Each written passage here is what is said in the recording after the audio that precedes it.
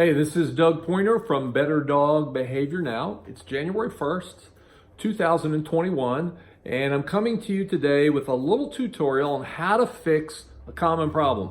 My dog goes crazy when he hears or sees skateboarders.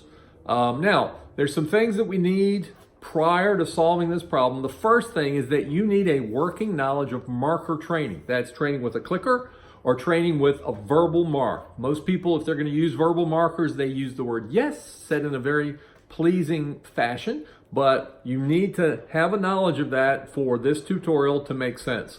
Number two, what we're going to need is some high-value food treats. Hot dogs are great high-value food treats. Happy Howies, that's a food treat that you can order off Amazon, get delivered right to your home. Very high-value food treats. Both of those are food treats that dogs love. Kibble, what you feed your dog, no, that's not going to work. And pieces of cooked chicken typically don't work well either, because if they go on the ground or the floor, then they scatter in crumbs, and the dog spends all kinds of time looking for the residue on the ground. So we need something that's going to have some form to it. Hot dogs, Happy Howies, they seem to work the best. So those high value food treats. We also need something for the dog to focus on. In other words, skateboarders. So the best place that I found to do something like this is at a skateboard park. And one other thing that we're going to need, or two other things we're going to need some distance. We've got to be able to get some distance from the skateboard park, far enough away so that your dog can see the skateboarders but not react to them. And then the last thing we need is timing and observance on your part. You've got to be able to observe your dog and have good timing so that we can mark the correct behavior. So here's the thing. Skateboarders really irritate dogs for a number of reasons, or the irritation is exacerbated for a number of reasons. The first problem is the sound. Oh wow, the sound drives dogs crazy. That sound of the wheels rolling on the pavement or the sidewalk, that'll drive a dog up the wall. And then when the dog barks, the person goes away. They skateboard away. So the barking got rewarded. I drove the bad guy away. So that makes it even more intense. It happens over and over and over again. And so it just keeps getting locked in there. So that's part of the problem. So how are we going to solve this? What are we going to do? Because I've seen dogs that go absolutely crazy when they see the skateboarders, and it's a difficult time just holding them back on a leash.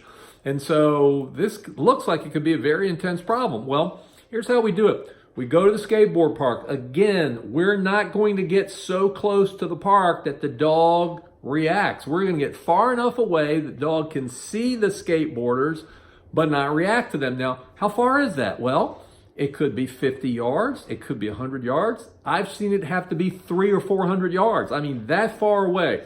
But we want the dog to be able to look and not react. They're not so close that it's irritating, but I still am aware of them. What you're going to do is you have your dog on the leash, on your harness, on the collar, however you walk your dog. You step out and you get that distance, and you take note of where that is. Sometimes you might want to mark it on the ground so you understand he's looking, but he's not reacting. So what happens is when your dog looks, you're going to immediately, before he would have any chance to react at all, just when he's aware of them, you mark it with a yes, and then a food treat. Or if you're using a clicker, you're going to click, and then a food treat. Now, this is what we want to see. We want to see the dog turn his or her head to get the food treat. If your dog looks at the skateboarders and you mark that behavior, click or yes, and your dog doesn't turn around to get the food treat from you, then you got too close. We need to back it up. So that's one of the ways we can judge this. He looks, yes, turns around, gets a food treat. So what we're doing here is we are changing your dog's association to the presence of skateboarders. We are changing the association from one of irritation to the presence of skateboarders means something good is going to happen. I'm going to get a food treat. Now, we get the distance because if the dog gets so close that he gets into his crazy behavior, we can't block that. We can't redirect that. So we got to start a ways back where it's not so intense. He sees, yes, then food treat. Now, one of the things that you can do, I found, to accelerate this whole process, and by the way, just so you know, this exercise is called Look at That. It was developed by a lady named Leslie McDivitt. And so it's a really great exercise. I've added something to it that I use in my training that this is what I'm about to tell you now, a way to accelerate this. When your dog looks at the skateboarders and you say yes, and your dog turns around to get the food treat, you back up with the dog on leash, obviously. You back up, kind of trot backwards and get the dog coming to you, and you're talking goofy to the dog, getting him all happy as he's coming back to get the food treat that you have out in front of you. You lure him back with that treat. And you go back 4 or 5 steps, talking happy. He's wagging his tail. He gets the food treat. Then you turn around and walk to the spot where you started again. When he sees the skateboarders, yes, back up talking goofy to him so he gets all happy, and then give him the food treat, and then back to the spot. Now, we do this 2 or 3, 4 minutes. You're better off doing this for a short amount of time, 5, 6, 7, 8 reps, where the dog is happy and relatively calm looking at the skateboarders, and then you end it and go home.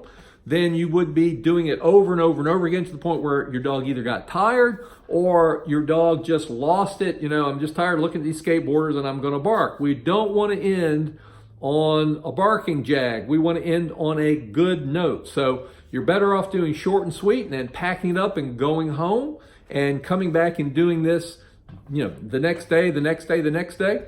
How do we know when we start getting closer? Because that's our goal. We want to get closer, closer, and closer. Well, we've got to get closer, first of all, gradually. But once you see at whatever distance you have determined to start this exercise, once you see your dog able to look at the skateboarders and then look at you almost immediately, almost before you say yes, because he's anticipating that treat and the fun of getting that treat from you. Once you start seeing it at that distance, then you move forward gradually.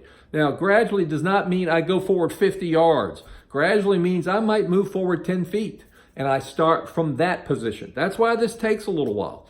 And so you get him calm there and looking for the food treat from you when you mark it. Again, he looks at the skateboarders. Yes, food treat.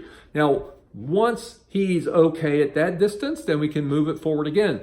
And what we find is if you keep this going forward gradually, you can make quite a bit of progress, a whole lot better progress than if you just say, I'm going to gobble up big territory. Every time he does a good job, I'm going to move forward 50 yards, because then he's going to start barking. So we do this very, very gradually. We gradually get him closer and closer and closer until we hopefully can get him relatively close to the park, and his reaction to the skateboarders is to look at them and then look back at you in anticipation of the fun activity of getting a food treat. So that's the exercise for skateboarders, or for reducing and desensitizing your dog to the sound of skateboarders.